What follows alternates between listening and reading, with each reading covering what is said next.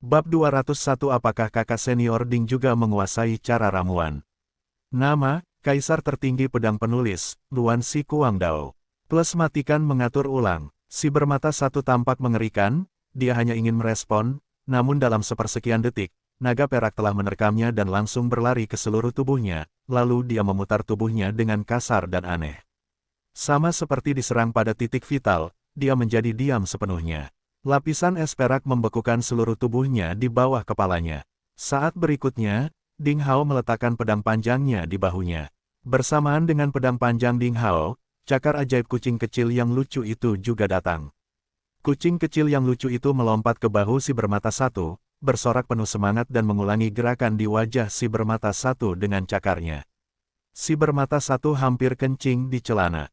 Itu adalah cakar yang bahkan bisa memotong jarum baja secara instan. Selama dia menggaruk leher si bermata satu dengan ringan, mungkin itu akan menjadi lubang darah. Pertempuran telah usai. Sampai saat ini, suara Ding Hao yang mencabut pedang masih bergema perlahan di udara. Dari awal hingga akhir pertempuran, hanya 10 detik. Meong, kucing kecil yang lucu itu menangis penuh kekaguman pada Ding Hao, menunjukkan ekspresi meminta pujian. Saat berikutnya, bang, bang, bang, bang. Lebih dari selusin murid Sekte Bintang Jatuh masih berdiri di dekatnya sekarang, dan tiba-tiba mereka jatuh ke tanah. Tubuh mereka sudah kedinginan. Terlepas dari beberapa orang pertama yang meninggal, alasan mengapa yang lain masih berdiri hanya karena pedang Ding Hao terlalu cepat dan terlalu dingin dan pertempuran berakhir dalam sekejap. Si bermata satu menjadi tumpul karena tatapan ngeri dan memohon di matanya. Hilang, kalah sepenuhnya. Dia tiba-tiba mengerti mengapa murid nominal dari Sekte Pencari Ilmu Pedang ini berani menantang Mu Tianyang, si ajaib, dari Akademi Tranquility, karena mereka adalah orang yang sama. Mungkin kekuatan Ding Hao tidak sebaik Mu Tianyang. Mungkin dalam pertunangan 3 tahun kemudian, nasib Ding Hao tetaplah dia akan dibunuh, tetapi orang-orang seperti Ding Hao penuh dengan darah gila dan tak terkendali yang mengalir di tulangnya. Mereka semua adalah manusia elit. Suatu hari dalam hidupnya, Ding Hao akan tersenyum bangga di surga ke-9 dan dia tidak akan pernah mau menjadi orang biasa. Aku, kamu, aku. Merasakan dinginnya pedang panjang di lehernya, dan niat membunuh di mata Ding Hao, si bermata satu kehilangan keberaniannya dan menjadi tergagap. Dia tidak tahu harus berkata apa dan ingin berlutut meminta ampun, tapi tubuhnya tertutup es sehingga dia tidak bisa mengendalikan dirinya sendiri. Jawaban atas pertanyaannya adalah suara menggemaskan yang dibuat oleh kucing kecil yang lucu. Meong, meong, meong, meong. Kamu tidak bisa membunuhku, aku. Si bermata satu kehilangan prestise sebelumnya dan memohon, ayahku adalah Zhang Mingde, tetua ke-11 dari inti dalam Sekte Bintang Jatuh. Jika kamu membunuhku, dia tidak akan memaafkanmu. Jangan khawatir tentang murid biasa dari Sekte Bintang Jatuh yang baru saja kamu bunuh, selama kamu membiarkanku pergi, aku berjanji, Sekte Bintang Jatuh tidak akan pernah menyelidiki masalah ini. Menurutku, katakan saja mereka mati di dalam reruntuhan kuno. Aku bisa bersaksi untukmu. Dia sangat ketakutan hingga hidung dan air matanya mengalir di wajahnya. Dia sama sekali tidak memiliki kesombongan seperti yang baru saja dia tunjukkan. Namun sebenarnya Ding Hao menusuknya lebih dalam. Cahaya dingin kristal yang tajam menusuk kulitnya. Tidak, tunggu, tidak. Yang bermata satu ketakutan. Kakak senior Ding, Yu Juyao tidak bisa menahan diri untuk tidak berteriak di kejauhan, lepaskan dia. Meskipun dia sangat ingin memotong si bermata satu menjadi beberapa bagian, dia juga khawatir jika Ding Hao membunuhnya, itu akan membawa masalah bagi Ding Hao. Murong Yanzi juga membujuknya untuk tidak membunuh si bermata satu. Kedua gadis itu tidak ingin menimbulkan masalah pada Ding Hao karena mereka. Bagaimanapun, kekuatan seorang tetua di inti dalam Sekte Bintang Jatuh masih mengerikan. Ding Hao menghentikan pedang panjangnya. Kucing kecil yang lucu itu sepertinya bisa memahami bahasa manusia, jadi dia mengambil kembali cakar merah jambunya, dan melompat kembali ke bahu Ding Hao, dengan kepalanya yang berbulu mengusap wajah Ding Hao dan mendengus seperti melantunkan sutra. Melihat apa yang terjadi, si mata satu merasa rileks. Selama kali ini aku bisa kembali hidup. Dia berusaha keras. Dia mulai hamil begitu dia kembali hidup, dia harus menemukan beberapa ahli senjata primordial yang tersembunyi di Sekte Bintang Jatuh dan mendapatkan kesempatan untuk membunuh Ding Hao, sehingga dia bisa membalas dendam dan menghapus aibnya. Tanpa diduga saat berikutnya, Ding Hao tertawa terbahak-bahak, bunuh sampah, kenapa aku harus terlalu berhati-hati? Sebelum suaranya menghilang, cahaya pedang berkedip-kedip dengan pedang bersiul. Senyuman si bermata satu mengeras di wajahnya, seutas benang sutra cahaya dingin kristal perak muncul di tenggorokannya dan itu merenggut nyawanya. Tanpa ragu-ragu, Ding Hao begitu menipu seperti kilat bintang. Ding Hao tidak menyesal, hutang yang banyak tidak menjadi beban. Dia menjadikan Mu Tianyang sebagai musuhnya untuk dibunuh. Bagaimana jika dia akan membunuh Sang Mingde? Terlebih lagi, Ding Hao memiliki prinsipnya sendiri, dan dia sama sekali tidak mau memberikan kelonggaran yang bertentangan dengan keinginannya. Saat dia mencabut pedang dari sarungnya, dia tidak menyangka cahaya pedang itu akan hidup selamanya, tapi dia berharap dia memiliki hati nurani yang bersih. Hanya ketika seseorang memiliki pemahaman yang baik tentang pikirannya barulah dia bisa maju dalam seni bela diri. Dan dia menyeka pedang itu dengan jarinya. Cahaya kristal pada pedang berkarat itu menyebar, memperlihatkan tubuh pedang berkarat, yang dikumpulkan ke dalam cincin penyimpanan oleh Ding Hao. Sebaliknya, Murong Yanzi dan Yu Juyao terkejut dengan ketegasan dan keberanian Ding Hao. Mereka juga dikejutkan oleh penampilan menakjubkan kucing kecil yang lucu itu dan untuk beberapa saat mereka tidak tahu harus berkata apa. Sambil terkejut, kedua gadis itu berulang kali berterima kasih kepada Ding Hao. Jika bukan karena kedatangan Ding Hao pada saat kritis hari ini, begitu mereka jatuh ke tangan binatang buas ini, nasib mereka pasti akan jauh lebih menyedihkan daripada kematian. Ding Hao menenangkan kedua gadis itu dengan beberapa kata, lalu meraba-raba sejenak mayat para murid dan sekte bintang jatuh bermata satu dan menemukan beberapa senjata tersembunyi beracun dan berbagai botol kecil. Baru pada saat itulah Lu Pengfei, yang bersembunyi di sudut jauh, berlari keluar dan berteriak, "Kakak senior Ding, saya di sini." Kakak senior Ding, kamu benar-benar kuat. Sudahkah kamu membunuh semua musuh? Ding Hao mendengus tanpa memandangnya. Pada saat ini, Murong Yanzi, yang telah lama bertahan, tiba-tiba dia gemetar dan jatuh ke tanah dengan wajah menjadi pucat. Oh, ada apa denganmu, kakak senior Murong? Yu Juyao ketakutan dan berjuang untuk menahan Murong Yanzi. Melihat bau darah hitam dari lukanya, dia berteriak, kamu juga diracuni, lalu senjata tersembunyi itu diracuni. Kakak senior Ding, apa yang harus kita lakukan? Ketika dia mengucapkan kata-kata seperti itu, dia juga merasakan rasa tertekan di dada dan tidak ada kekuatan dengan tangan dan kaki yang lemas. Jangan khawatir, saudari, saya kira penawarnya, seharusnya ada di sini. Ding Hao dengan hati-hati mengidentifikasi tumpukan botol dan toples dengan hati-hati. Dengan pengetahuannya tentang obat mujarab, ia dengan cepat memilih beberapa jenis salep yang berisi wangi menyegarkan yang merupakan penawar racun yang diderita kedua gadis muda itu. Apa yang dia katakan membuat kedua gadis itu akhirnya merasa rileks dari rasa gugup tadi. Karena mereka sudah mendapatkan penawarnya, mereka tidak perlu khawatir lagi. Kakak senior Ding, apakah kamu juga menguasai cara ramuan? Yu Juyao, seorang gadis cantik dengan ciri mungil dengan mata besar berbinar, menatap kucing kecil lucu di bahu Ding Hao. Dia sederhana dan romantis. Ding Hao tersenyum dan berkata, saya hanya tahu sedikit. Murong Yanzi duduk bersila dengan lemah di tanah, menggunakan kekuatannya untuk melawan kejahatan. Meskipun dia terlihat biasa saja, sosoknya sangat lembut dan anggun, berkemauan keras, tanpa kompromi. Dia memiliki semangat kepahlawanan yang langka.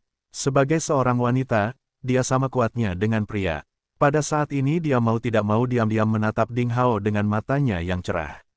Setiap laki-laki dan perempuan menantikan untuk mencintai atau dicintai. Pada usia 13 atau 14 tahun, itu adalah masa ketika gadis-gadis muda mengharapkan cinta. Ding Hao menjadi terkenal di 5 akademi sekte pencari ilmu pedang sejak dia memenangkan tempat pertama dalam kompetisi 5 akademi. Selain itu, ia tampan dan selalu tersenyum, yang membuat orang merasa bahwa ia adalah pria yang rendah hati. Banyak murid perempuan yang memiliki perasaan baik padanya. Bahkan Li Yiruo, gadis cantik pertama di 5 akademi, benar-benar jatuh cinta pada Ding Hao karena sesuatu terjadi di antara mereka. Namun, Yu Juyao dan Murong Yanzi sama-sama murid jenius di akademi masing-masing. Jika tidak, mereka tidak akan mendapat kesempatan untuk menjelajahi reruntuhan tersebut. Sebagai orang jenius tentu saja mereka bangga. Akhir-akhir ini, meskipun mereka sudah berkali-kali mendengar dari pacar mereka membicarakan tentang Ding Hao, namun keduanya kecanduan seni bela diri. Setiap kali mereka diberitahu betapa tampannya Ding Hao, mereka akan menunjukkan penghinaan dan tidak memperhatikan, bahkan diam-diam berpikir bahwa cepat atau lambat mereka akan bertengkar dengan Ding Hao. Namun, ketika mereka diselamatkan oleh Ding Hao, mereka telah melihat betapa tegasnya Ding Hao dan ilmu pedang menakjubkan yang ditunjukkan Ding Hao. Oleh karena itu, saat ini, ketika mereka melihat wajah tampan Ding Hao yang tersenyum dari jarak dekat, entah bagaimana, hati kedua gadis itu tidak bisa menahan diri untuk tidak berdetak kencang. Begitu Anda melihat Ding Hao, Anda akan kehilangan hati padanya selamanya.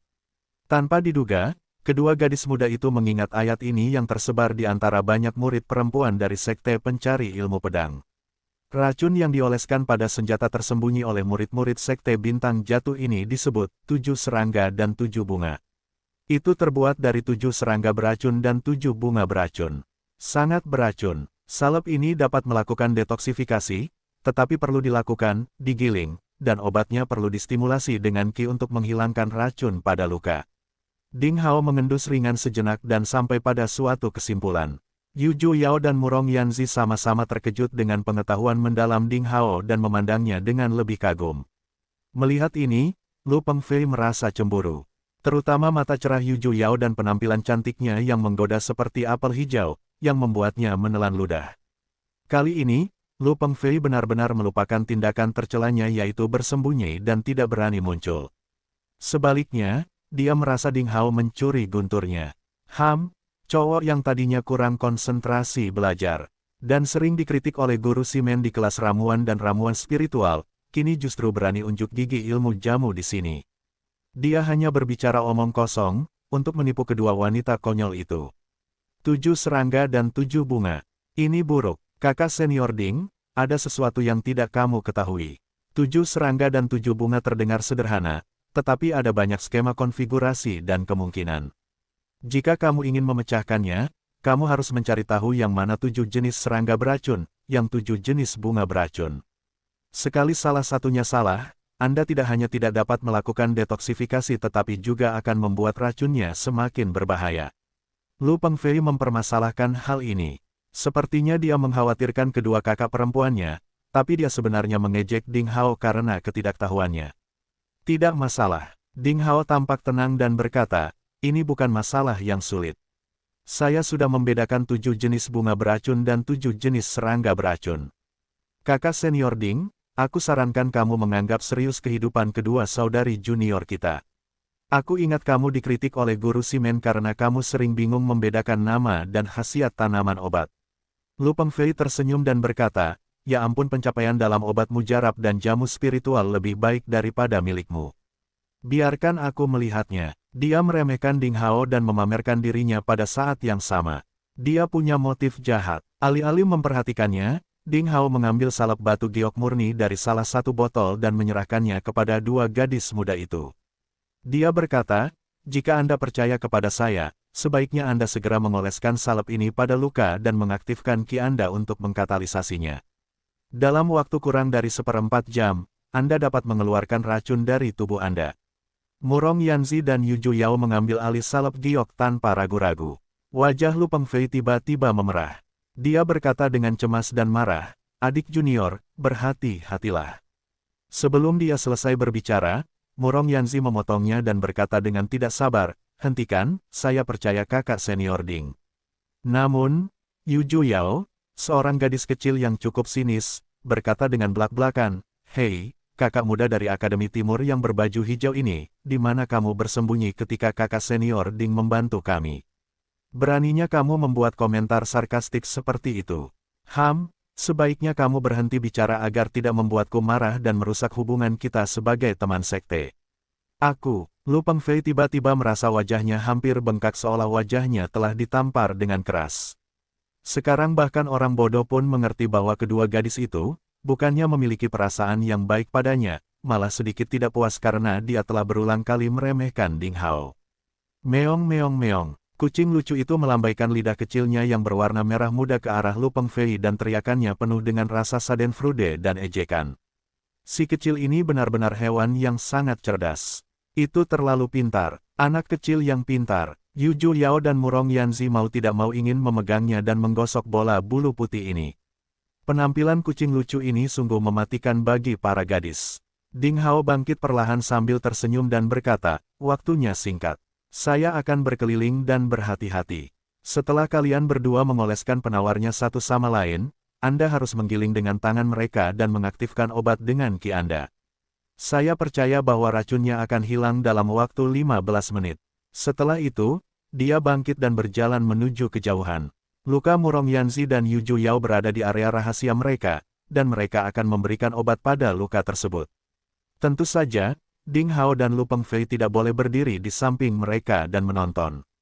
Ini, Lu Pengfei tidak ingin pergi tetapi dia tetap mengikuti di belakang Ding Hao. Dari awal sampai akhir, Ding Hao tidak memperhatikan Lu Pengfei. Ding Hao melompat ke gedung 2 lantai di samping jalan dan menyapu. Karena dia tidak menemukan sesuatu yang tidak biasa, dia duduk bersila di atap dan memilah apa yang baru saja dia temukan dari murid-murid Falling Star Sect. Kecuali botol obat beracun dan penawarnya, ada banyak uang kertas emas, beberapa senjata aneh yang tersembunyi, dan beberapa pamflet pengikat yang sangat halus yang terbuat dari bahan yang sangat bagus. Skill menjatuhkan angsa liar, combo bintang jatuh. Skill meteorit dingin jatuh. Ding Hao melihat-lihat pamflet dan menemukan bahwa itu semua adalah teknik dan keterampilan senjata tersembunyi, serta beberapa pengalaman kultivasi pribadi yang ditulis oleh murid-murid Sekte Bintang Jatuh. Meskipun tidak ada keterampilan meteorit jatuh surga ke-9, keterampilan senjata tersembunyi paling otentik yang diandalkan oleh Sekte Bintang Jatuh untuk berdiri di Provinsi Salju, teknik budidaya senjata tersembunyi ini masih sangat berharga. Ding Hao merasa senang. Dia sudah lama bertekad untuk mengembangkan keterampilan belati terbang atau pedang terbang, tetapi tidak ada teknik. Dia hanya bisa menciptakan tekniknya sendiri dan dia bahkan memanfaatkan pengalaman memanah Zhang Fan, tetapi kemajuannya tidak besar. Brosur-brosur ini tidak berkualitas tinggi, tetapi bagi Ding Hao, brosur-brosur ini sangat penting. Selama dia telah menguasai metode dasar senjata tersembunyi yang tercatat dalam buklet ini, Ding Hao percaya bahwa keterampilan belati terbangnya pasti dapat ditingkatkan banyak. Dia kemudian mengumpulkannya dan menghitung barang-barang lain yang dia temukan. Namun saat berikutnya, suara Murong Yanzi terdengar di telinganya. Kakak senior Ding, bisakah kamu datang ke sini? Ding Hao terkejut. Dia mengira sesuatu yang buruk telah terjadi, jadi dia segera berdiri dan bergegas menuju mereka. Melihat ini, Lu Pengfei pun berlari dengan kinggongnya. Tuan siapa? Anda tidak datang ke sini. Kembali saja. Kakak senior Ding Hao sendiri, tidak apa-apa. Murong Yanzi memandang Lu Pengfei dengan wajah dingin dan memberi isyarat agar dia pergi dengan melambai padanya. Tuan siapa? Lu Pengfei sangat marah hingga dia mengertakkan gigi. Gadis ini bahkan tidak memanggil namanya. Mengapa Ding Hao bisa pergi ke sana, dan dia tidak bisa? Tapi dia harus berhenti, karena Ding Hao berbalik dan menatapnya dengan mata tajam, seperti pedang panjang yang menggores tulang. Lu Pengfei merasa sangat marah di dalam hatinya, tetapi dia harus segera kembali. Kakak senior Ding, itu. Kamu, Yu Yao tampak merah padam, tetapi wajahnya hitam. Dia tergagap, menundukkan kepalanya dan tidak berani menatap Ding Hao. Ding Hao terkejut dan bertanya, saudari muda Yu, ada apa? Apakah ada yang salah dengan penawarnya? Tidak. Yu Yao buru-buru melambaikan tangannya dan berkata, tidak ada masalah dengan penawarnya. Hanya. Dia berhenti dan wajahnya memerah. Dia tidak dapat berbicara lagi. Ding Hao mengusap keningnya. Dia tidak tahu apa yang terjadi. Pada saat ini, Murong Yanzi menggigit giginya dan berkata dengan tegas, kita semua adalah seniman bela diri, jadi terlepas dari sopan santunnya. Kakak senior Ding, biarkan aku meluruskan ini. Kakak muda Yu dan aku bertengkar sengit, jadi ki kami punya telah habis. Selain itu, gas beracun telah menyerang saluran meridian kami. Kami tidak dapat menggiling salep penawar racun katalitik dengan ki. Itu sebabnya kami membutuhkan bantuan Anda. Mulut Ding Hao terbuka lebar. Apakah mereka meminta bantuanku? Mereka meminta Ding Hao menggunakan ki untuk membantu mereka menggiling salep katalitik pada lukanya.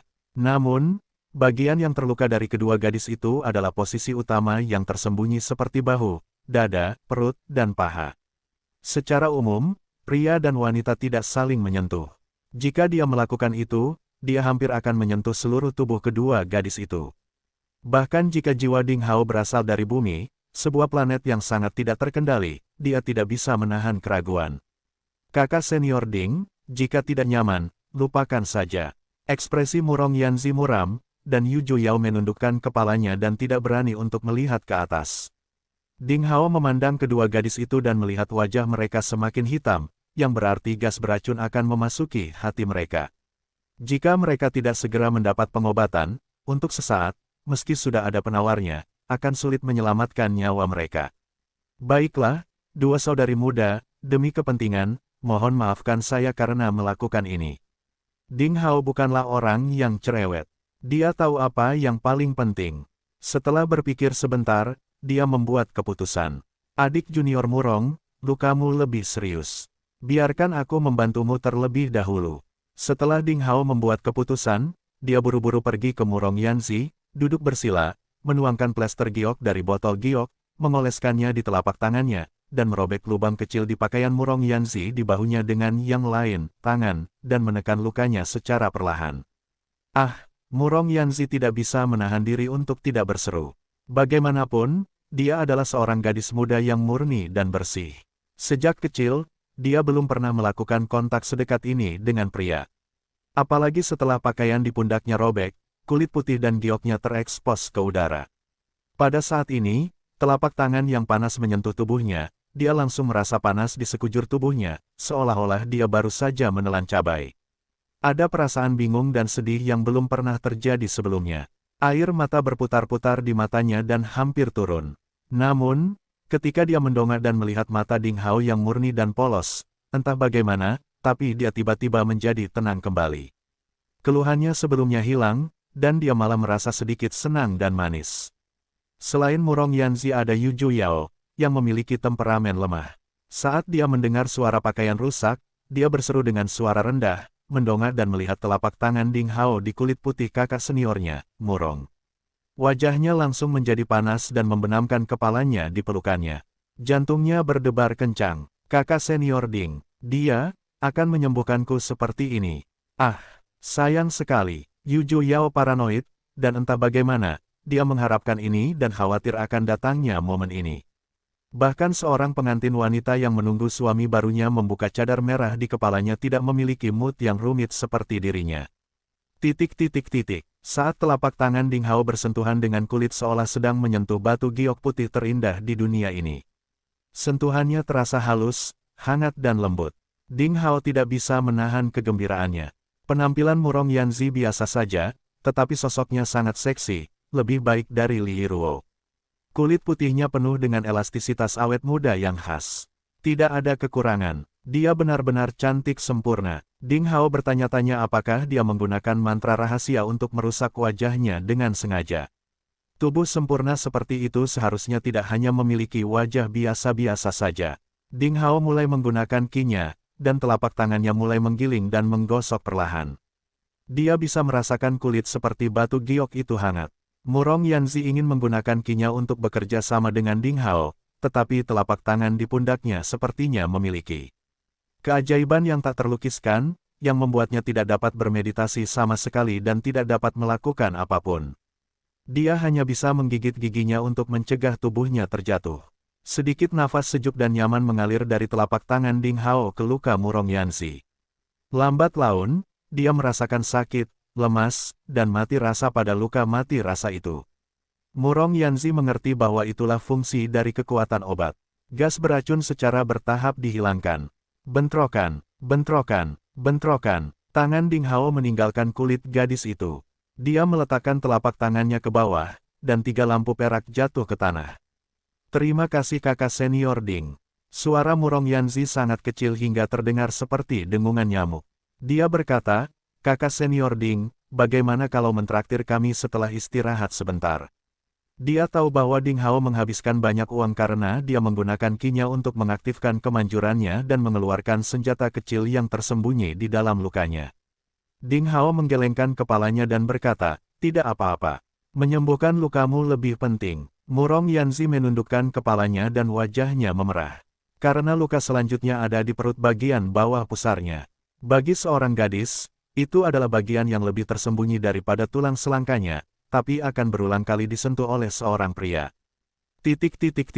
Mata Lu Pengfei hampir keluar. Awalnya, dia bertanya-tanya apa yang kedua murid perempuan itu ingin Ding Hao lakukan. Sekarang dia tahu bahwa mereka ingin Ding Hao menyembuhkan mereka. Ketika dia melihat bahwa Ding Hao telah merawat cedera bahu Murong Yanzi, dan kemudian membiarkan Murong Yanzi berbaring telentang, menempelkan telapak tangannya ke perut bagian bawah, dan perlahan menggosoknya, Lu Pengfei tiba-tiba merasakan darahnya mengalir ke otaknya, dan dorongan yang tak tertahankan menyelimuti seluruh tubuhnya. Adik laki-lakinya mengalami ereksi. Sialan, betapa tak tahu malunya mereka. Lu Pengfei mengertakkan gigi dan mengutuk. Dalam perjalanan ke lokasi, Lu Pengfei dengan cermat mengamati para murid perempuan.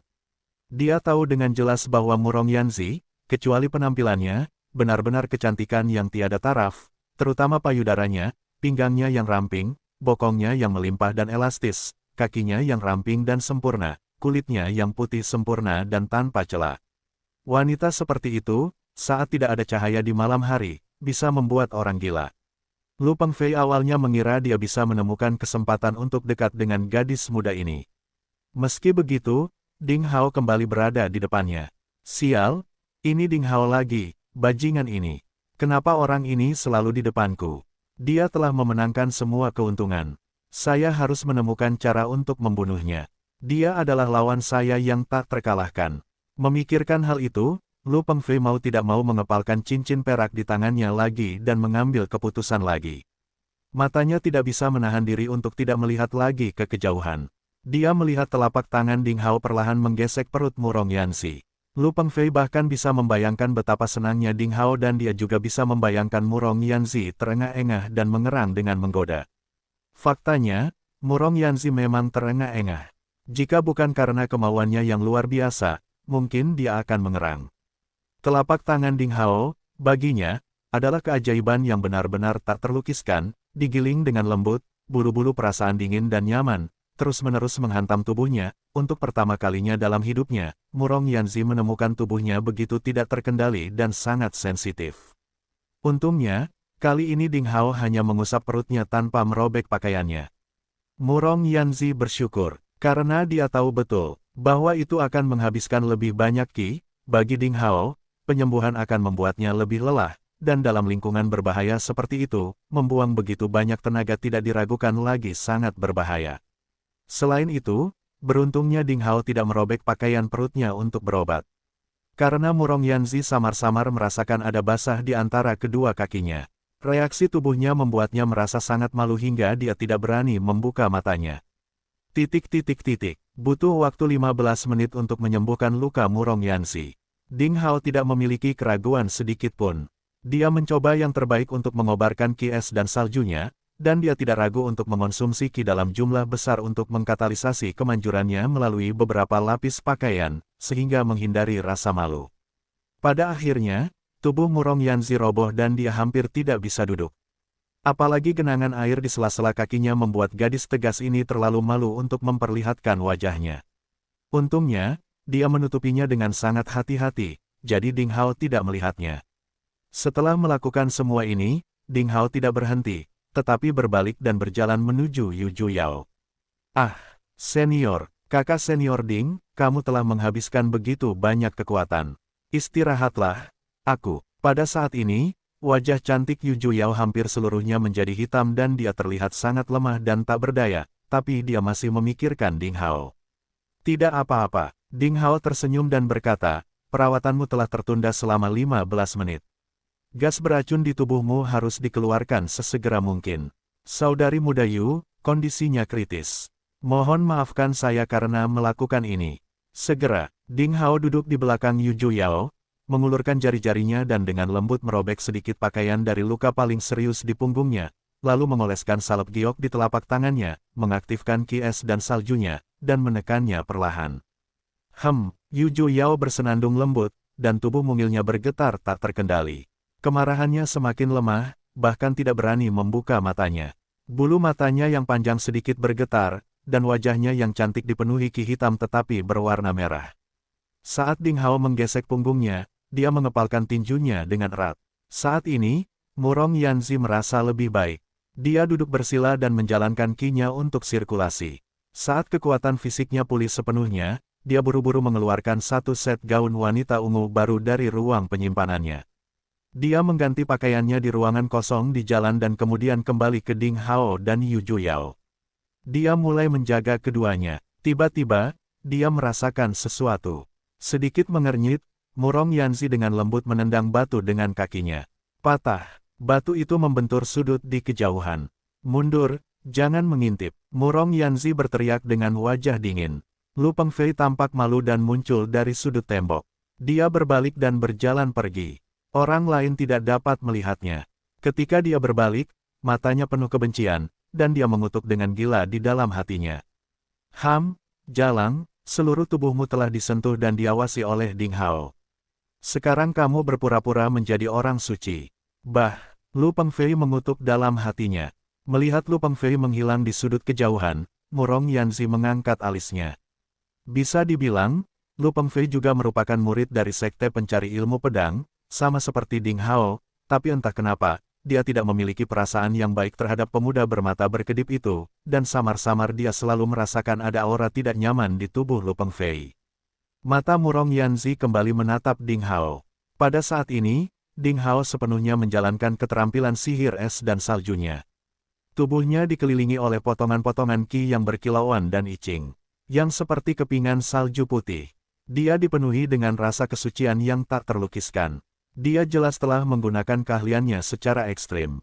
Tidak ada pikiran jahat di mata Ding Hao. Matanya yang jernih menatap luka di punggung Yu Juyao. Dengan telapak tangannya yang rutin digiling, khasiat katalitiknya pun maksimal ke dalam tubuh gadis itu. Murong Yanzi menemukan bahwa Ki Ding Hao sangat kuat. Bisa dibilang, bahkan jika Ding Hao berada di puncak alam murid bela diri, ki-nya seharusnya habis setelah menyembuhkannya. Namun, Ding Hao tidak beristirahat tetapi terus menyembuhkan Yu Juyao. Dia tidak menunjukkan kelemahan apapun, ki-nya masih melonjak seolah-olah belum pernah dikonsumsi. Kuat, dia sangat kuat. Penemuan ini sangat mengejutkan Murong Yanzi.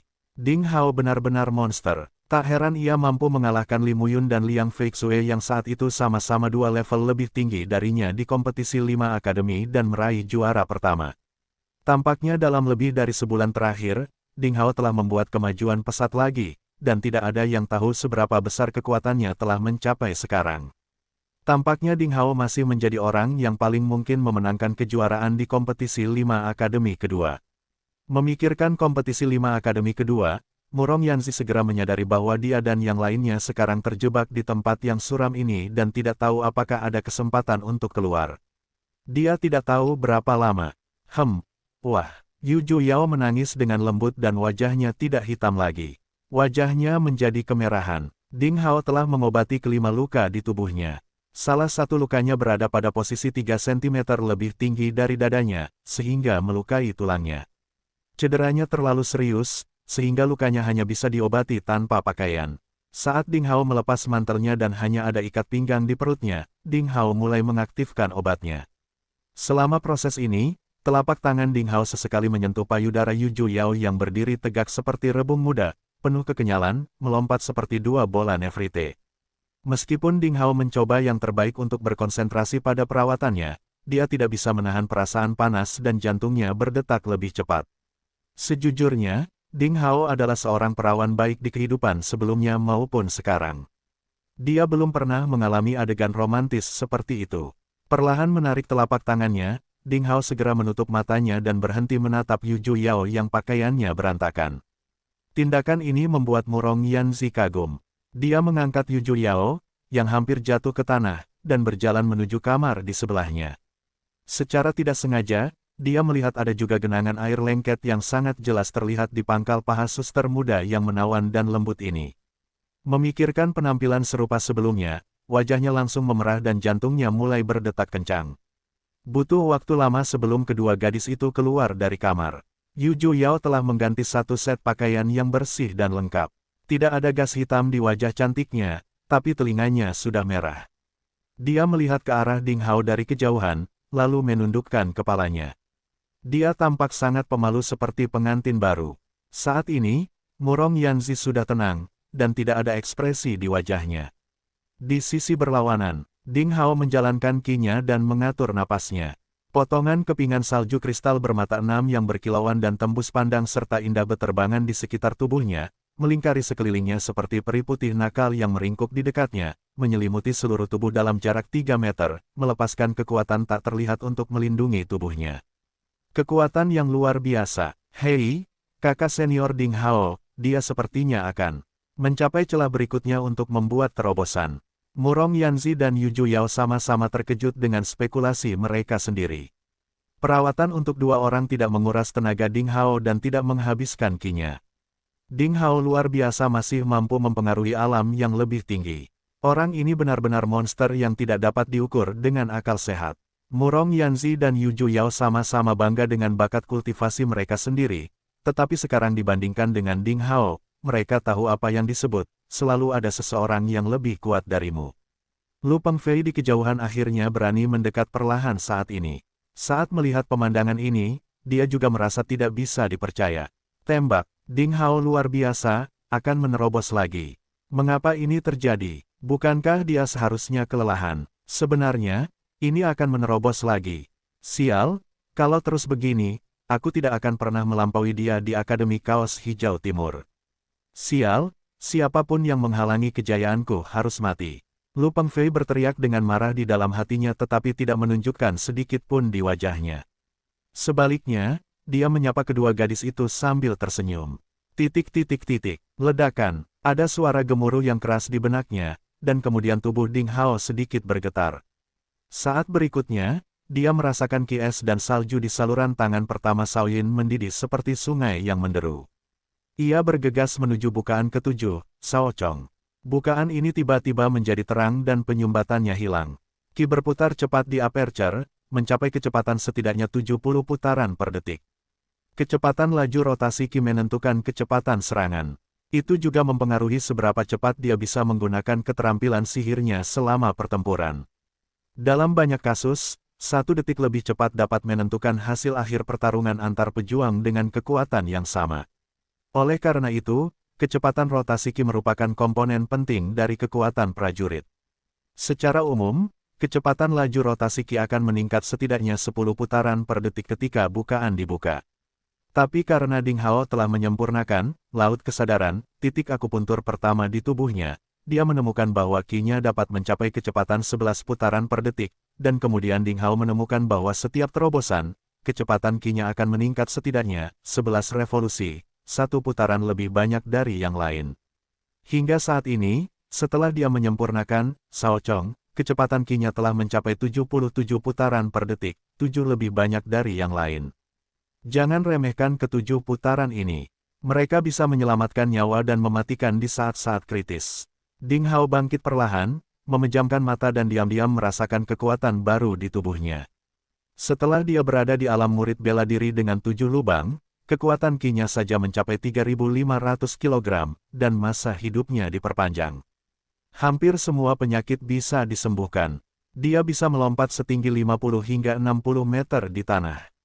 Terlebih lagi, dia masih memiliki kekuatan fisik yang tidak normal. Ding Hao merasa bahwa dia bisa menantang seorang master di tingkat penyelesaian alam murid bela diri dengan 9 lubang.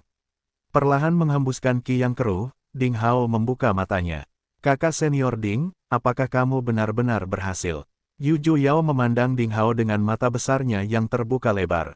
Dia hampir menyentuh Ding Hao. Dalam waktu kurang dari 15 menit, ia berhasil melakukan terobosan tanpa menemui hambatan. Kakak senior Ding, apakah kamu monster? Ding Hao tertawa terbahak-bahak, mengulurkan tangannya dan menjentikkan kepala Yu Juyao dengan intim. Gadis bodoh, apa yang aneh dari ini? Yu Juyao bertubuh mungil, murni, dan cantik.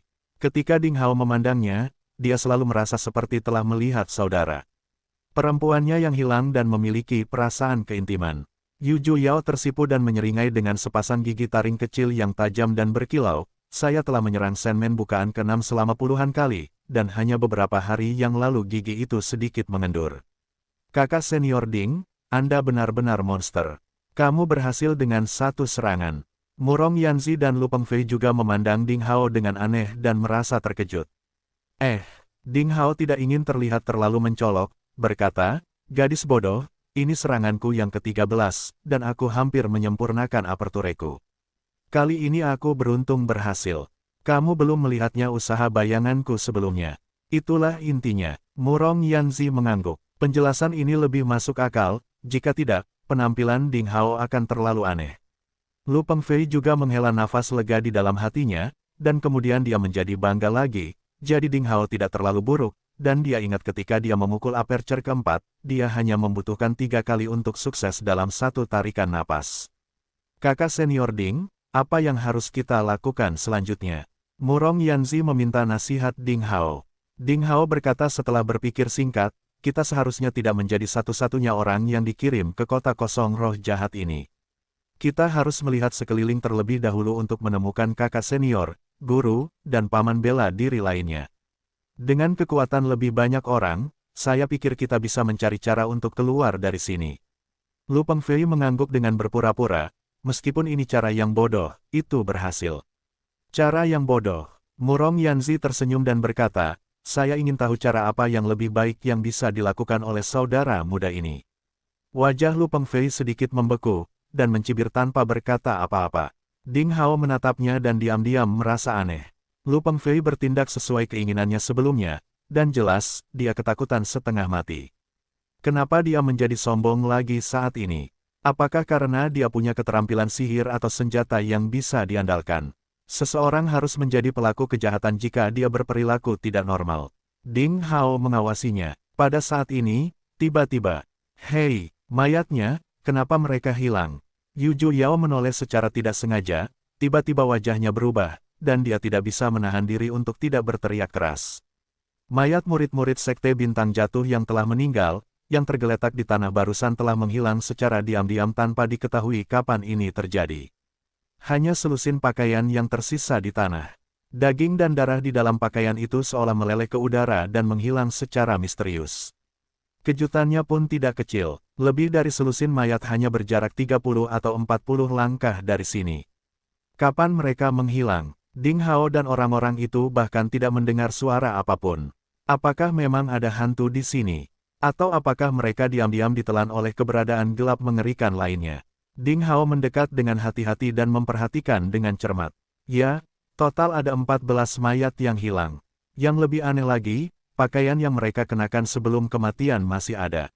Armor ringan dari kulit rusa, sarung tangan, tudung, dan bahkan penutup mata hitam semuanya diam-diam diletakkan di tanah, tetapi daging dan tulang darah mereka menghilang begitu saja.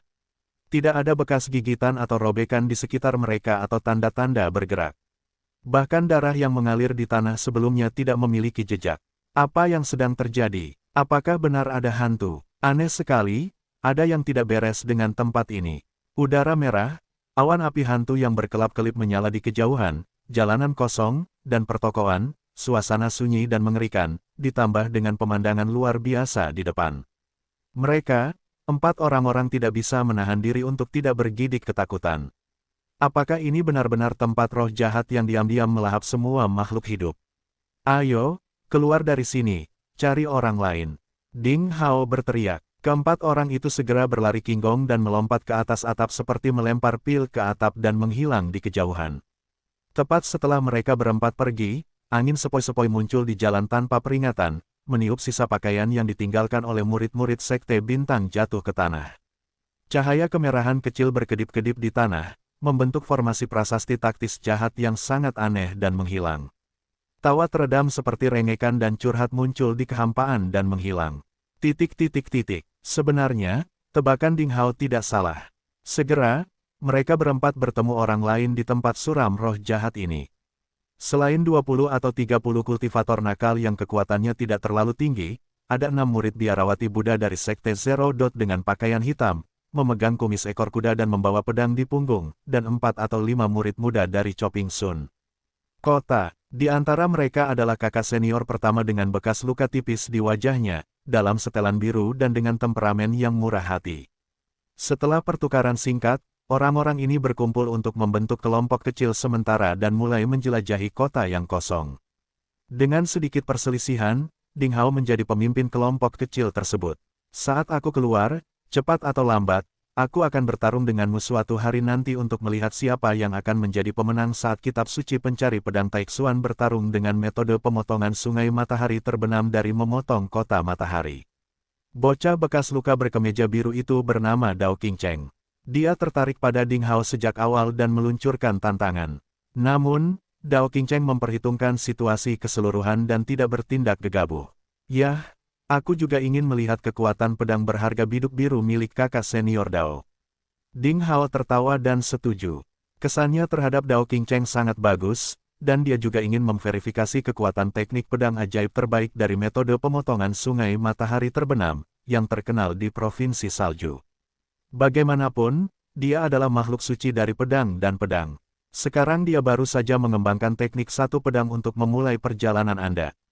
Ada beberapa teknik pisau yang terkenal di Sekte Pencari Ilmu Pedang. Jika dia bisa mendapatkan sedikit kekhawatiran dari metode Sunset River Chopping, mungkin kekuatannya akan ditingkatkan ke level yang lebih tinggi. Sekelompok orang mencari di kota kosong roh jahat, dan mereka menghabiskan setidaknya setengah hari sebelum menemukan yang lain. Yang membuat Ding Hao senang, Lin Xin, pemuda tampan dari Akademi Utara berkemeja kuning dari Sekte Pencari Ilmu Pedang, pemuda dari Akademi Utara berkemeja kuning yang sekuat Buddha Penjaga, Liu Kuang dan Wang Xiaoxi dari Akademi Selatan Kemeja Ungu juga ditransmisikan ke tempat roh jahat ini. Dalam pencarian selanjutnya, mereka juga bertemu satu persatu. Tempat mengerikan ini ternyata sangat besar. Sial, kenapa ada jalan di mana-mana tanpa batas? Kuang gila, kata Liu Kuang sambil mengumpat. Suasana hati semua orang sedang tidak baik.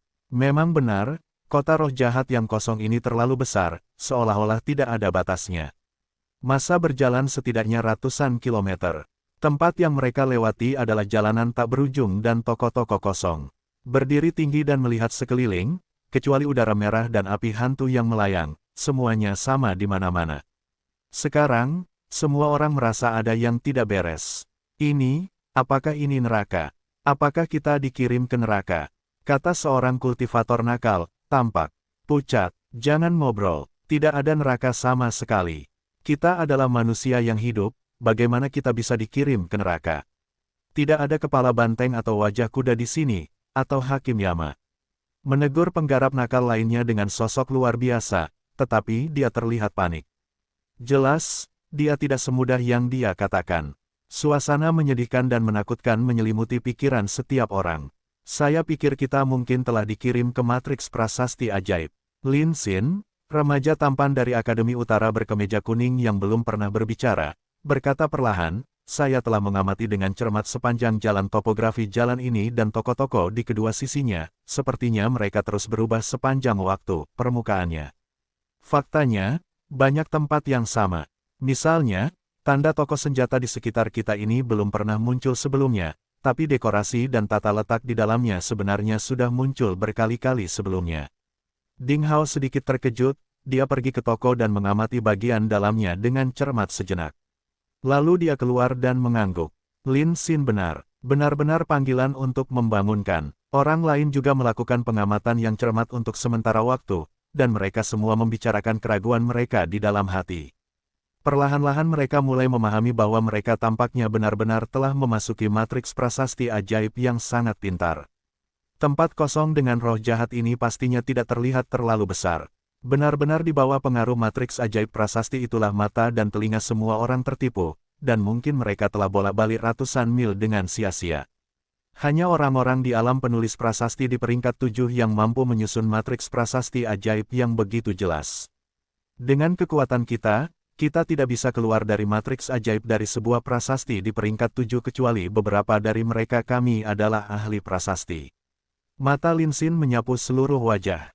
Semua orang menggelengkan kepala. Para penggarap nakal tidak mengikuti sekte tersebut, mereka berkultivasi sendiri untuk mengembangkan kekuatan mereka sendiri. Mereka mungkin memiliki kekuatan yang bagus, tetapi mereka tidak bisa menjadi ahli prasasti. Para biarawati dari sekte pemikiran nol terkenal dengan keterampilan kemoceng ekor kuda dan kinggong mereka serta murid-murid kota matahari memotong karena teknik pedang mereka, keduanya bukan dari sekte prasasti. Jika demikian, kita hanya bisa mengambil pandangan jangka panjang. Ding Hao berkata dengan suara yang jelas, jika kita terus menerobos seperti ini, kita pasti tidak akan bisa lolos. Sebaiknya kita mencari tempat untuk beristirahat untuk saat ini. Saya pikir semua sekte besar di luar sudah mengetahui apa yang terjadi di sini dan pasti akan mengirim master untuk menyelamatkan kita. Menunggu mati. Aku tidak sebodoh itu. Kuang gila? Liu Kuang sepertinya tidak akur dengan Ding Hao sepanjang waktu. Dia tertawa dan menolak lamaran Ding Hao. Dia mengatakan sesuatu kepada beberapa penggarap nakal di sekitarnya. Kemudian 4 atau 5 orang meninggalkan tim dan langsung pergi. Ding Hao juga ingin menghentikan mereka, tapi Murong Yanzi di sampingnya dengan lembut menarik lengan baju Ding Hao dan menggelengkan kepalanya. Kemudian 5 atau 6 pembudidaya nakal berpikir bahwa kekuatan mereka luar biasa dan tidak ingin tinggal, mereka ingin melanjutkan penjelajahan mereka. Tidak banyak kekhawatiran di wajah mereka. Jelas sekali mereka menganggap tempat ini sebagai tempat tersembunyi dari reruntuhan zaman dahulu. Mereka ingin menemukan sesuatu seperti harta karun dan rahasia di sini. Mereka menjadi buta karena keserakahan sehingga kehilangan akal sehat. Para biarawati dari Zero Sect tetap tinggal. Meskipun gadis-gadis cantik ini semuanya berpakaian hitam dengan potongan rambut mereka masih sangat muda, lincah dan cantik, juga berkicau seperti burung pipit. Mereka memandang dengan rasa ingin tahu ke arah Ding Hao, Lin Xin, Dao Qingcheng dan lainnya. Dipimpin oleh seorang gadis muda dengan temperamen luar biasa seperti makhluk abadi yang diasingkan, para biarawati itu memilih untuk tetap tinggal. Para pendekar pedang muda berkemeja biru dari Choping Sun City yang dipimpin oleh Dao Qingcheng juga tetap tinggal. Rombongan yang berjumlah 35 orang ini menemukan penginapan kosong di sepanjang jalan dan menginap untuk sementara waktu. Di sekitar penginapan, orang-orang tersebut mengatur beberapa tindakan peringatan, dan mereka dibagi menjadi beberapa kelompok untuk berpatroli pada waktu yang bersamaan. Baru setelah itu orang lain masuk ke kamar untuk beristirahat. Setelah sekian lama bekerja keras terus-menerus, banyak orang yang ketakutan dan ketakutan. Ketika mereka memasuki kamar, mereka merasakan rasa lelah yang berat dan pergi tidur dengan mengenakan pakaian untuk beristirahat dan menyegarkan diri. Ketika Ding Hao kembali ke kamarnya, kucing kecil yang lucu itu tampak sedikit mengantuk. Dia melompat ke tempat tidur dan tertidur, tetapi Ding Hao tidak sedikit pun lelah. Karena ini adalah formasi prasasti ajaib, Ding Hao tidak terlalu khawatir. Karena master pedang dalam pikirannya adalah ahli prasasti, yang pasti bisa mematahkan ilusi. Ding Hao mencoba menghubungi monster tua ini lagi. Haha, Little Chap Ding, jangan khawatir. Saya sudah mengatakan bahwa ini adalah kesempatan keberuntungan Anda. Bersabarlah. Jika waktunya sudah tiba, kami akan memberitahu Anda apa yang harus dilakukan. Master pedang, yang sudah lama terdiam, akhirnya muncul. Ding Hao bertanya dengan cemas, apa yang terjadi? Apakah kita masih berada di reruntuhan kuno Gunung Xian? Tentu saja kamu masih di dalam reruntuhan. Lin Xin menebak dengan benar. Ini memang matriks ajaib dari prasasti. Hehe, meskipun itu adalah matriks ajaib di peringkat 8, itu belum ada di mataku. Hehe, yakinlah, dan semuanya ada pada kita. Master pedang berkata sambil tertawa, lalu dia tidak lagi memberikan respon apapun kepada Ding Hao, dan dia sepertinya sibuk mempersiapkan hal lain. Matriks ajaib di peringkat 8. Ding Hao terkejut. Ini adalah matriks ajaib di peringkat 8, jadi itu jauh di luar prediksi semua orang. Hanya inskripsionis di peringkat 8 yang dapat menyusun matriks ajaib di peringkat 8. Kekuatan seorang inskripsionis di peringkat 8 setara dengan kaisar bela diri. Sejauh yang diketahui Ding Hao, di semua sekte di Provinsi Salju, sepertinya tidak ada orang kuat setingkat kaisar bela diri. Itu sangat mengerikan hingga ekstrim. Kalau dipikir-pikir, tidak ada jalan keluar lain yang baik, dan mereka hanya bisa bergantung pada dua monster tua dari Master Pedang dan Master Pedang. Ding Hao duduk bersila di tempat tidur dan mulai berlatih Sao Chong, bukaan ketujuh dari minor yin tangan, dan dia harus memanfaatkan waktu untuk meningkatkan kekuatannya. Saat Sao Chong-nya sedang melakukan pemanasan, Ding Hao mulai memahami maksud pedang dan maksud pedang. Untuk waktu yang lama, Ding Hao hampir tidak menunjukkan keunggulannya dalam maksud pedang dan niat pedang. Itu karena pemahamannya terhadap keterampilan unik ini masih dalam keadaan ketika dia baru mengenalnya setengah baik, dia tidak mampu membuat terobosan dan memahami esensi di balik hambatan itu. Terlebih lagi, ini adalah salah satu alat pembunuhnya melawan Mutianyang. Oleh karena itu, dia tidak ingin membeberkannya terlalu dini, namun dia hanya mempraktikkannya secara sembunyi-sembunyi. Ding Hao menghabiskan 4 jam sehari membuat terobosan di bidang ini. Sayangnya, kemajuannya lambat, dan dia tidak mampu memenuhi harapannya. Hari ini sama saja. 4 jam kemudian, Ding Hao perlahan membuka matanya. Dia bisa merasakan bahwa pemahamannya tentang niat telah sedikit meningkat. Namun, sepertinya jalan yang harus ditempuh masih panjang sebelum dia bisa sepenuhnya memahami maksud pedang dan maksud pedang. Ada perasaan bahwa seseorang dapat melihat gunung itu, tetapi dia masih harus berkendara dalam waktu yang lama sebelum sampai ke sana. Untungnya, Ding Hao sangat damai, dan dia tidak sombong dan terburu nafsu. Dia tidak bersemangat untuk membuat kemajuan. Setelah 4 jam, dia tidak lagi memikirkan hal itu. Ding Hao masih tinggal di kamarnya dan mulai berlatih teknik pedang dan pedang. Tentu saja yang terpenting adalah teknik pedangnya. Karena pendekatan budidaya Ding Hao sebagian besar didasarkan pada teknik pedang. Dia telah sepenuhnya memahami 27 gerakan dari 9 keterampilan dalam gaya pemisahan air Raja Naga, dan dia juga telah sepenuhnya memahami formula 4 karakter tentang teknik buram asap mengepul.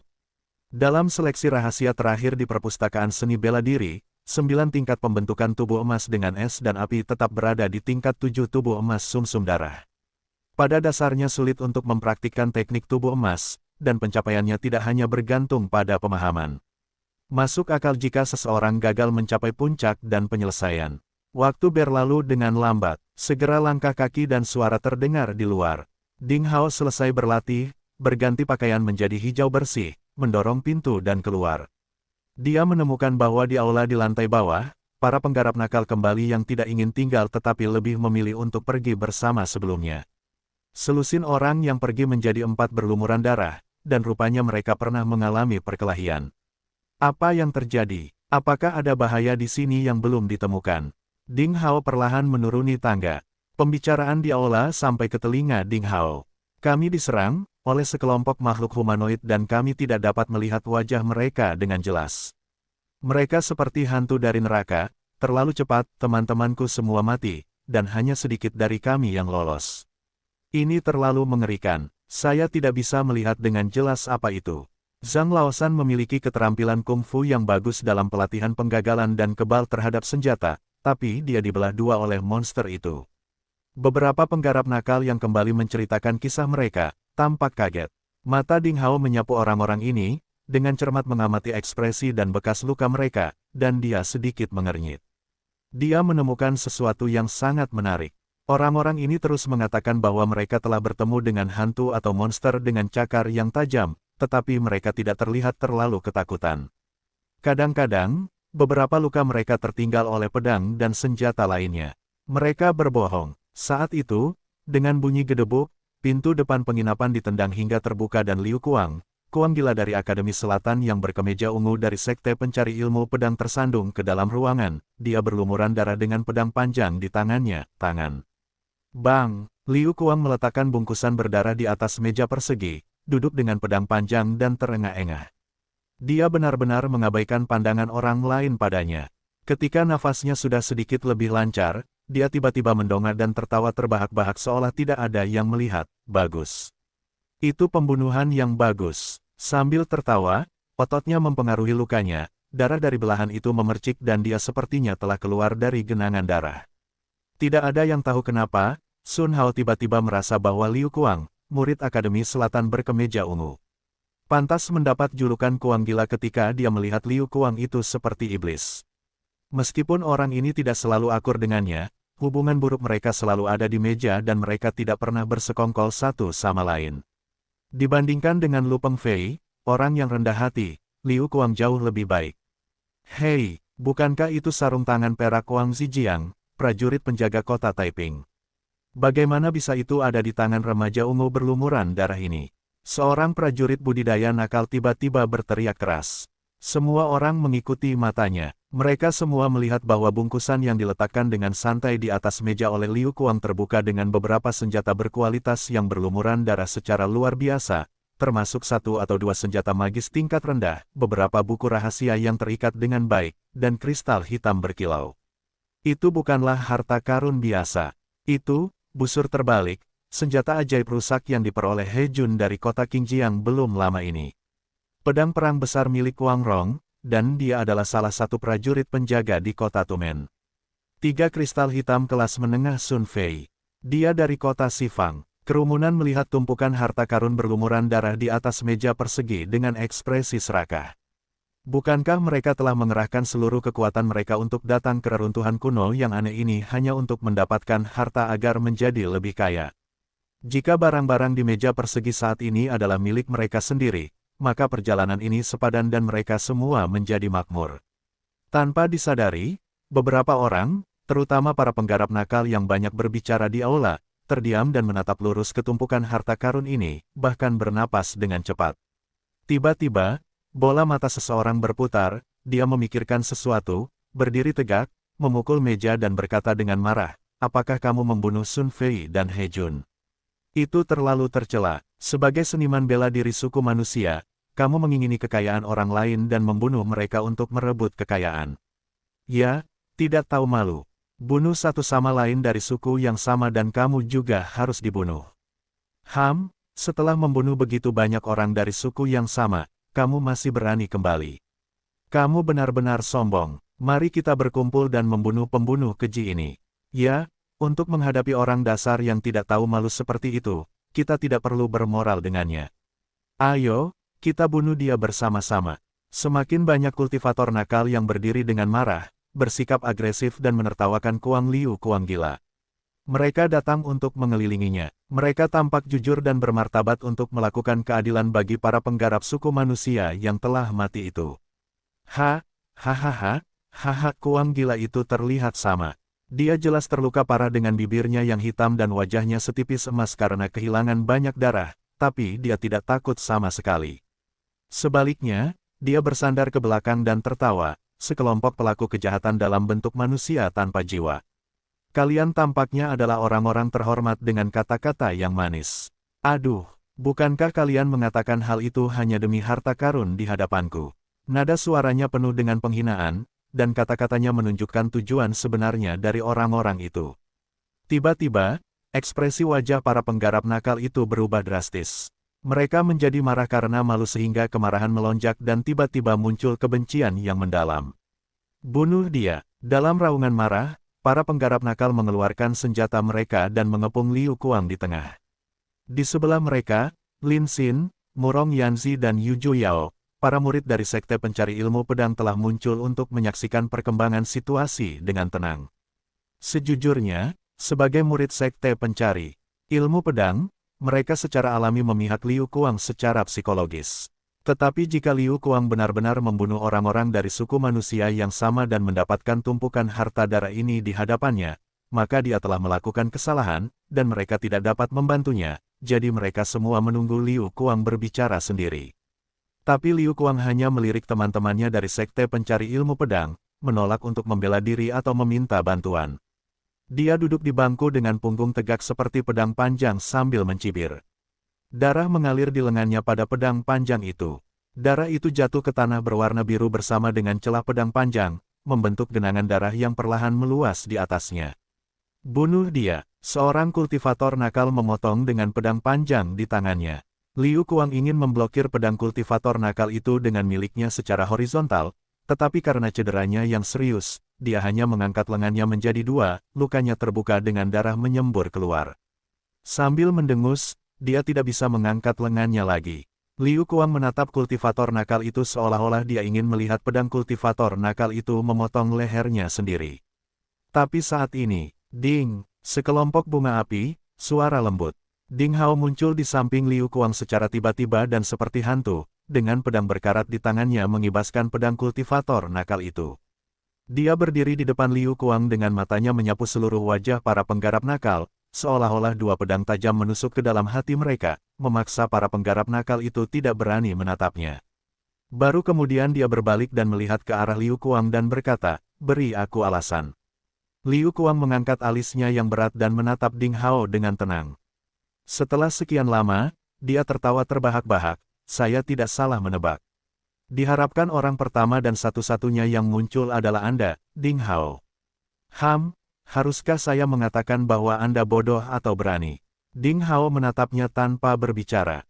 Liu Kuang menggerakkan jarinya sedikit, dan akhirnya menunjukkan ekspresi kesakitan di wajahnya. Dia mengertakkan gigi dan berkata, alasannya sangat sederhana.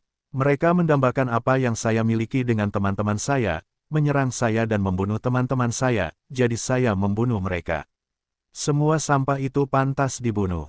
Ding Hao mengangguk. Seperti yang dia duga, para penggarap nakal itulah yang menyembunyikan niat jahat dan diam-diam melakukan serangan diam-diam terhadap murid sekte tersebut untuk mengambil rahasia dan harta berkualitas tinggi.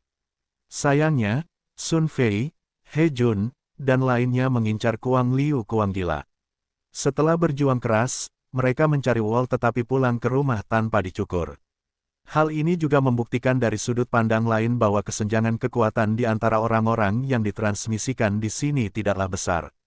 Para kultivator nakal yang lemah itu bergantung pada beberapa kultivator kuat lainnya untuk datang ke reruntuhan pegunungan Western Rock. Perpaduan personel, baik dan buruk, pasti akan menimbulkan perselisihan terselubung. Liu Kuang memilih kembali ke sini dengan kondisi terluka parah. Rupanya, di lubuk hatinya, dia masih ingin menggunakan kekuatan sekte tersebut.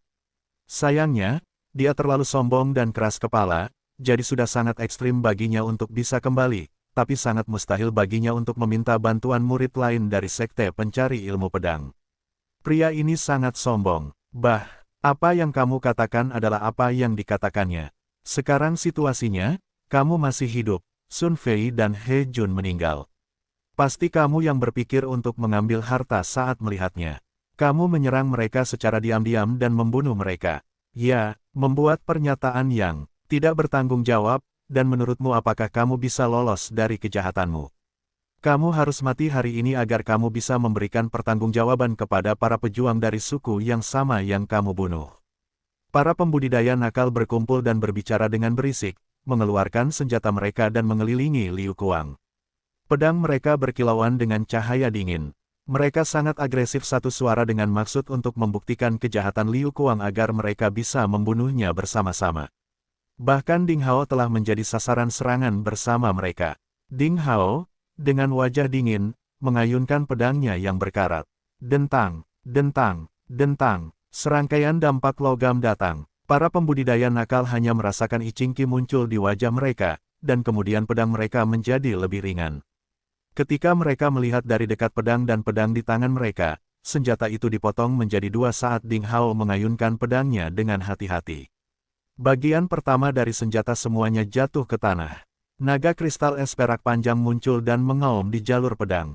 Rambut dan alis para pembudidaya nakal segera terinfeksi oleh embun beku perak, dan icing ki yang mengerikan membuat tubuh mereka kaku, dan bahkan ki menjadi lamban. Penindasan yang dahsyat membuat momentum mereka tercekik sehingga tanpa sadar mereka mundur, memperlihatkan ekspresi ngeri. Pada saat yang sama, ketika melihat Ding Hao telah menunjukkan kemampuan bertarungnya, Murong Yanzi dan Yu Juyao segera berdiri dan kokoh di belakang Ding Hao. Mereka mungkin tidak setuju dengan latihan Liu Kuang dan mempunyai opini buruk tentangnya. Namun, karena Ding Hao telah membuat pilihan untuk melindungi sekte tersebut, mereka mendukung Ding Hao tanpa ragu-ragu. Lin Xin dan pemuda tampan yang sekuat Buddha penjaga dari Akademi Utara berkemeja kuning juga berdiri. Persaingan antar 5 akademi merupakan kontradiksi internal, namun dalam menghadapi musuh asing, mereka harus berdiri bersama. Ini adalah salah satu prinsip dasar yang dapat dibangun oleh sekte pencari ilmu pedang di Provinsi Salju selama ribuan tahun. Kamu, kultivator nakal yang mengangkat pedang pertama kali tampak pucat dan berkata, apakah kamu masih tidak masuk akal? Hei, sekte besar adalah sekte besar. Ini benar-benar penindasan. Karena membunuh orang, bukankah ia harus membayarnya? Seseorang mencibir. Hei, semua orang melihat dengan jelas bahwa ini adalah wajah asli dari sekte pencari ilmu pedang dan itu terlalu agresif. Beberapa orang berkata dengan suara eksentrik. Wajah Ding Hao tetap sama dan dia berkata sambil tersenyum, di masa depan, mengenai masalah ini, sekte pencari ilmu pedang secara alami akan memberikan penjelasan kepada semua orang. Harus ada opini publik tentang siapa yang benar dan siapa yang salah. Jika Liu Kuang benar-benar membunuh murid dari suku yang sama tanpa alasan, kami tidak akan pernah melindunginya, tapi... Ngomong-ngomong, mata Ding Hao tiba-tiba menjadi tajam, jika seseorang ingin mengarang alasan dengan santai karena keserakahannya untuk membunuh murid tak berdosa dari Sekte Pencari Ilmu Pedang dengan sengaja, pertama-tama dia harus memikirkan apakah kepalanya lebih keras dari pedangku. Sebelum suaranya menghilang, Yu Yao, Murong Yanzi dan yang lainnya menghunus pedang mereka pada saat bersamaan. Suasana kembali mencekam. Nah, dalam hal ini, Sekte Pencari Ilmu Pedang harus memberi kita pertanggungjawaban. Bahkan para penggarap nakal pun rendah hati, mereka tidak boleh dibunuh dengan mudah. Para pembudidaya nakal tidak berani menghadapi Sekte Pencari Ilmu Pedang dengan serius. Kekuatan dan posisi kuat yang ditunjukkan oleh pedang Ding Hao barusan membuat mereka memiliki ketakutan yang berkepanjangan. Jika mereka bertarung dengan Ding Hao, mereka harus dibunuh hari ini. Terlebih lagi, hanya sedikit orang yang memiliki motif tersembunyi. Kebanyakan dari mereka bukanlah orang bodoh. Mereka cerdas dan tahu apa yang terjadi di hati mereka. Mereka mengucapkan beberapa kata situasional dan berpencar. Sambil menggelengkan kepalanya, Ding Hao mengeluarkan sebotol obat penyembuh dari tangannya dan menyerahkannya kepada Liu Kuang. Tapi sambil mencibir botol itu, Liu Kuang berdiri dengan gigi terkatup, dengan seluruh darah dan dahi berkeringat dingin. Dia meletakkan kembali bungkusan itu di atas meja, membawanya di tangan, dan perlahan-lahan dia naik selangkah demi selangkah ke atas. Menemukan kamar kosong, dia mendorong pintu dan masuk dan tidak pernah muncul. Tempat yang dia lewati meninggalkan jejak-jejak darah. Orang seperti ini pantas mati. Dia bahkan tidak mengucapkan terima kasih. Yu Yao mengerutkan hidung mungilnya. Sikap Liu Kuang terhadap Ding Hao membuatnya sangat tidak senang. Murong Yanzi juga mendengus dingin. Lin Xin tidak berkata apa-apa dan kembali ke kamarnya bersama murid Akademi Utara berkemeja kuning, yang sekuat Buddha penjaga tetapi pemalu seperti gadis kecil. Ding Hao tampak seperti biasa tanpa ekspresi marah. Dia mengemas botol obat-obatan, mengucapkan terima kasih kepada kedua gadis itu.